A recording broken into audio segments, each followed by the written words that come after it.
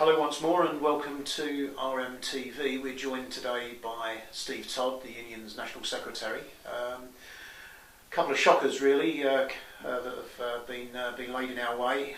First of all, the RFA, the Royal Fleet Auxiliary, on top of being told there was another review for the future of RFA, we're also now told as part of the spending review that there's 3 vessels going to be mothballed. Can you bring us up to speed on the situation, please, Steve?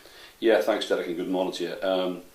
Was a bit of a shock to find out there'd be 3 vessels going to be laid up by RFA, but we knew that in the defence cuts which were coming around, we knew we wouldn't go unscathed.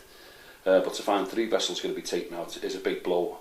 But whilst the 3 vessels have been taken out of the picture and been laid up, mothballed or whatever, I think one of them's going to be sold. They're going to bring another vessel out, so that does cushion the blow a little bit. But as of yesterday, 5 o'clock yesterday, we'd had an informal discussion with the company yesterday where they clearly identified the 3 vessels and that 1 vessel that's going to come out.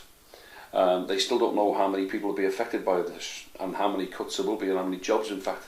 Now that's a concern for us because there are people out there who want to know, do they have a future, do they have employment with RFA? And we've given a clear message to RFA yesterday, albeit through a formal discussion, that we'll not tolerate any form of compulsory redundancy. And before they even start talking about any redundancy, be it voluntary or any other way, they need to ensure that every ship is manned to the full capacity. And we'll clearly give that marker down to them yesterday. Now we're concerned that this is taking a long time, but we don't want to go rushing into it head first. We don't want to be stepping into it too early whereby we could lose more jobs than we anticipate. Our job and our aim is to ensure that every single job, as far as possible, is protected. And we'll do whatever it takes to protect those jobs. We're starting a postcard campaign off early in the new year. We're going to have a lobby of Parliament for RFA members. We're going to do everything we possibly can, both politically and industrially, to save those jobs.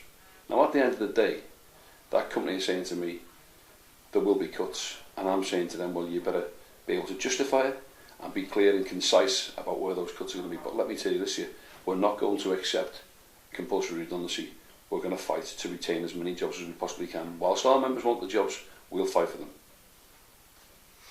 Well, if we can turn now to Caledonian MacBrayne, where having beaten off privatisation twice, there's another consultation out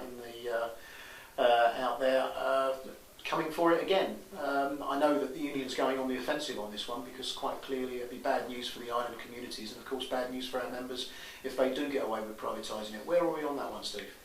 Well, as we were before, Derek, we're right at the forefront of this campaign again, where we see another attempt at backdoor privatisation of Caledonian MacBrayne. Call it what you like, call it a consultation, call it a review, call it anything you like. In any other shape or form as we know it, it's a backdoor attempt at privatising Caledonian MacBrayne. And again, they're looking at the most profitable routes to try and hive them off and unbundle them and do the same as they did last time. But we're fighting at the forefront of a vanguard to try and protect those services and those jobs. We don't want any unbundling, we don't want any of them set off separately. We'll be at the forefront of that campaign. And what we've done up there, in fact, again, we've launched another postcard campaign, and people will be sick of postcard campaigns. But let's be honest about it, they are effective. They get to the MPs, we get the message across, and it gets out to the communities. But we've got to get the communities on board with this, because the communities will be affected as much as our members will be. And those islands who depend so much on those services will soon find those services dwindled away and not have a service at all. If someone comes in and takes them the more profitable ones and park up the less profitable ones. So people on those islands will be affected. So what the General Secretary, myself and the President have done already, we've been up there and had a meeting in Oban. We're embarking on a number of meetings in Stornoway, Barra, Uist, Brodick, on Arran, probably Rothsea, Guruk, all the main places where CalMac run from, to get the public on board, advise the public of what we know what's going on, and get their support. And we need to get on board the community groups, the ferry users groups, and everybody in the everybody possible we can, to get into this campaign was to persuade the Scottish Government they don't need to go down this road, and we're going to oppose them going down this road. Backdoor privatisation is not for us. And indeed there'll be elections coming up in Scotland in the not too distant future, so of course users of CalMac and indeed the workforce have got everything to gain by lobbying their MSPs. Yeah, the Scottish elections are due in May next year, I think it is. And this is an ideal opportunity to put those prospective candidates on the spot and ask them where they stand on CalMac. Come out front, be honest, be open with the communities and tell people what your intentions are for CalMac. Are you going to support our campaign? Are you going to keep CalMac as it is? or are you going to stand with those who want to come in and sell it off? Let's put them on the spot, let's ask them the questions, let's get them involved. They're invited like everybody else along to these meetings. We want to see them, we want to see the colour of their money when they're being asked which way they stand on these things.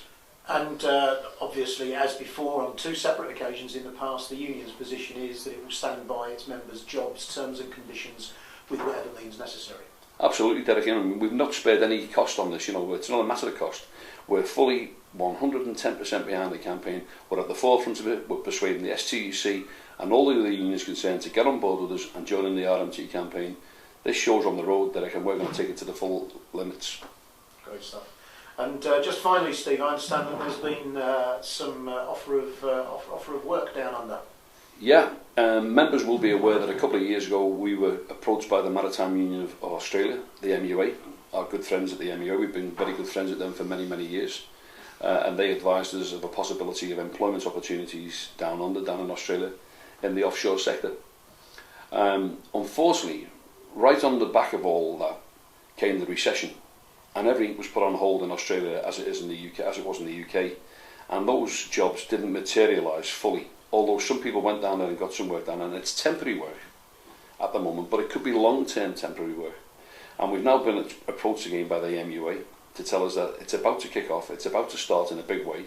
They're expecting at least 20 vessels into the sector by the end of the year, and they just haven't got the qualified seafarers to man those vessels.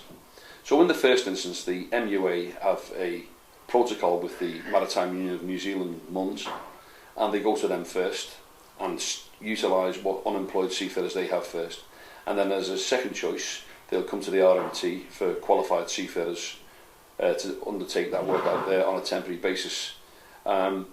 It's noticeable that they come to the Maritime Union of New Zealand and to the RMT because we are probably two of the only countries who have the equivalent certificates of competence whereby our seafarers can just go and work in that sector. We've got a bit of difficulty over visas at the moment, but we're working our way through that with the Australian Union. They've been good enough to come to us and ask us, can we provide names of people who are available? But I must stress to people, if you've got a full-time job here in the UK, don't go giving it up to go out there. Although it might be long-term, temporary employment, you'd be foolish, I think, to give up a permanent job here just yet. And in the first basis, those jobs will go to the unemployed seafarers who are RMT members. That's good news for RMT because it's our members, and the MUA will only deal through the RMT. So we urge any unemployed RMT members, so if you know any unemployed RMT members, particularly who've got experience in the offshore industry, to get in touch with us, to send the CVs in electronically if possible, and to get them down to us, and we'll get them out to the Australian unions. We'll be meeting with the companies early in the new year to finalise things, and the Australian Union are acting on our behalf at this stage, to try and set things up for us. I've got to say as well also that at this moment in time there are no catering jobs. Although catering jobs may come in the future, we don't know. We're hopeful that they are, but they're none at the moment. So there's not a great rush for caterers, unfortunately. I know that won't please the catering fraternity within our organisation, but look, we are looking out for them as well, and as soon as the jobs arise for them, we'll be right onto those as well. Steve, Todd, thanks very much for joining us. Thanks, Derek. Cheers.